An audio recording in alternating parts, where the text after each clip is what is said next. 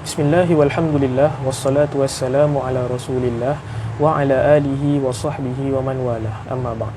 Assalamualaikum warahmatullahi ta'ala wabarakatuh, and a good morning to everyone. Welcoming you to another episode of Morning Tea, Talaqqi and Tadabbur. Hope you are all doing well, and as we all know, this is the first episode for the year. Okay, so wishes in place, a happy new year. Hope it has been a good one thus far. Okay, so let us continue the spirit of being a better person every day, and one way is to begin our day with the recitation of Al-Quran. Okay, not only reciting but also pondering upon a verse or two that we read, and this is what our session aims to do. Okay, Talaqqi, reciting a few verses from the Quran, and Tadabbur is to reflect and contemplate upon some of the verses that we have read. Alright, let us start our session with Kitab Al-Fatiha, in the hopes that it will be a beneficial one and serves to be a kickstart to a positive day ahead, insyaAllah. Ala hadhihi niyyah wa kullu niyyatin salihah. Al-Fatiha. A'udzu billahi minasy syaithanir rajim. Bismillahirrahmanirrahim. Alhamdulillahi rabbil alamin. Arrahmanir rahim. Maliki yaumiddin.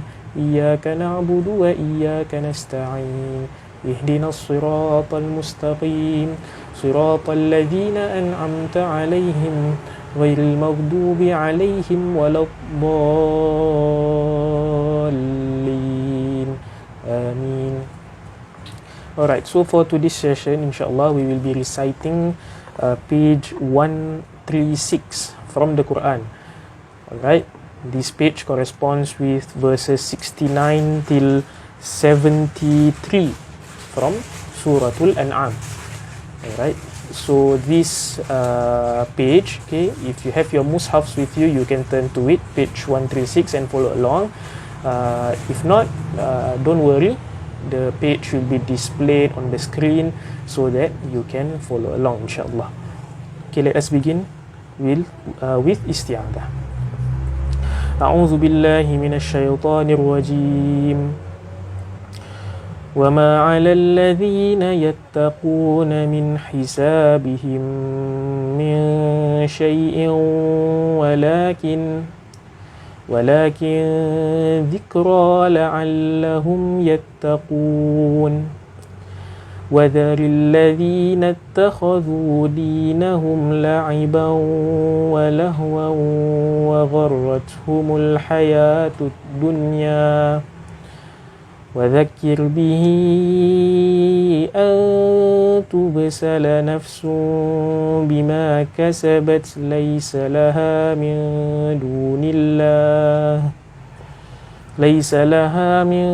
دون الله ولي ولا شفيع وإن تعدل كل عدل لا يؤخذ منها أولئك الذين أبسلوا بما كسبوا لهم شراب من حميم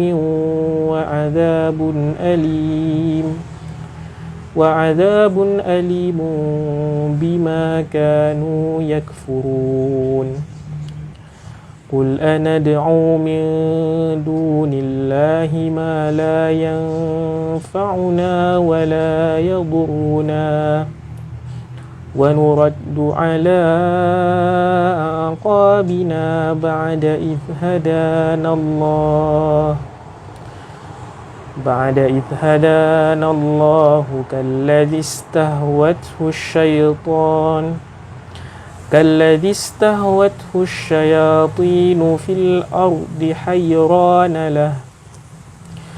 حيران له أصحاب يدعونه إلى الهدى ائتنا قل إن هدى الله هو الهدى وأمرنا لنسلم لرب العالمين وأن أقيموا الصلاة واتقوه وهو الذي إليه تحشرون وهو الذي خلق السماوات والأرض بالحق ويوم يقول كن فيكون قوله الحق وله الملك يوم ينفخ في الصور عالم الغيب والشهادة وهو الحكيم الخبير صدق الله العظيم. Alhamdulillah, we have just finished reciting verses 69 till 73 from Surah Al-An'am, and a verse that we can reflect upon would be the first verse that we read for today, which is verse 69, where Allah subhanahu wa ta'ala mentions وَمَا عَلَى الَّذِينَ يَتَّقُونَ مِنْ حِسَابِهِمْ مِنْ شَيْءٍ, and those that fear Allah subhanahu wa ta'ala.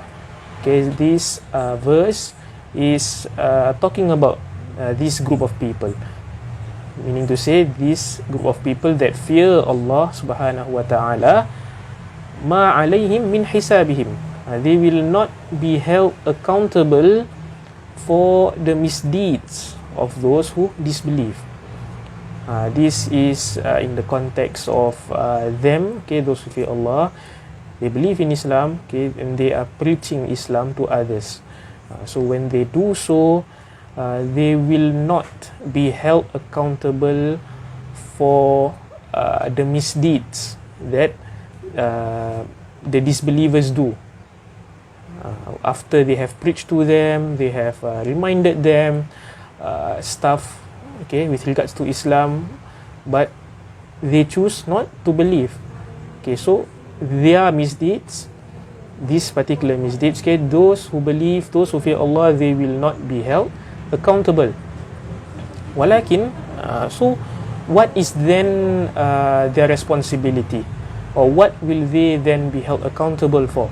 Walakin dhikra, their only responsibility, or their main responsibility is dhikra, is just to remind, okay, la'allahum yattaqun, in the hopes that the group of people that they preach to, or in this case the disbelievers, that they will fear Allah subhanahu wa ta'ala.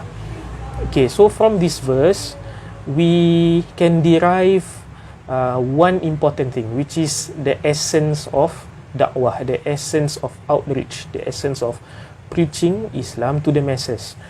Okay, the important thing, okay, the essence is to enjoin others to do good.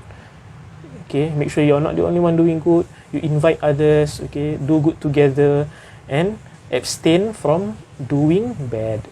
Okay, kuntum khaira ummatin ukhrijat linnas ta'muruna bil ma'ruf wa tanhauna 'anil munkar. Together as an ummah, we do good and we abstain from doing bad. Okay, that is the essence of da'wah. And we should not focus too much on the response of those we are preaching to. Okay, because as mentioned in this verse, whatever those you choose to preach to do after you have preached, after you have enjoined them to do good, if they choose to not listen and continue with their misdeeds, we will not be held accountable for it. Okay, as Allah mentions also, innaka la tahdi man ahbabta walakin Allah yahdi man yasha. Innaka la tahdi man ahbabta, you do not give guidance or hidayah to those you love. You may preach, you may teach Islam to those you love, okay, but they turn away from Allah. Why? Because inna Allah yahdi man yasha, because hidayah, because guidance is from Allah subhanahu wa ta'ala himself. So we should not be concerned, or we should not be consumed about how the others respond to what we preach to. Okay, that being said, okay, that doesn't mean that we should totally ignore, okay, those we are preaching to. Okay, say if we have knowledge in a particular field, okay, be it religion or be it in other academic matters such as science, maths, geography, English, whatnot. Okay, when we are teaching someone, we have to know who we are preaching to and adjust accordingly. So for example, if as an ustaz or ustazah, we are teaching, or our target audience is the youth, so we have to speak their language, okay, their terms, or what you call it, Gen Z terms, millennial terms, as compared to if we are preaching to the older generation, pakcik-pakcik or makcik-makcik jemaah, we would call them. So we should adjust accordingly, the tone we speak, or the way we present a particular content or issue. Okay, it should be in line with how they would want to hear it, okay, the way of it. So that is from the perspective of the ustaz or ustazah or the teacher that is teaching. And with regards to those who are getting the content, okay, that are accepting the advice or whatnot, okay, they have to be open to getting advice, getting critique from those around them. Okay, that is the essence of dakwah. Okay, to enjoin others to do good, and also to be open to any sort of feedback or critique from your own congregants, your own students. Okay, so we suffice with that reflection. In conclusion, we contemplated upon the essence of dakwah. Okay, the essence of dakwah is to enjoin others to do good and abstain from doing bad. And with that, there are some ethics that we should maintain. Okay, as the one who is preaching, we should be mindful, okay, of our people that we are preaching to, and as the people that are listening to advice and whatnot, we should be open, okay, to these advices and feedback. Okay. Thank you all for tuning in to this session of Morning Tea. Hope it has been a beneficial one. As you can see in the banner below, okay, do continue to support the mosque and its programs so that we can continue to sustain it in the long run. Okay, your donations will be gleefully accepted by us, okay, through many modes of payments. You can donate through the website, through the fund transfer via bank, and also via PayNow. Okay, many ways, and they are all convenient for you, insyaAllah. Okay, till next time, fi amanillah wa fi hifzillah. Assalamualaikum warahmatullahi ta'ala wabarakatuh.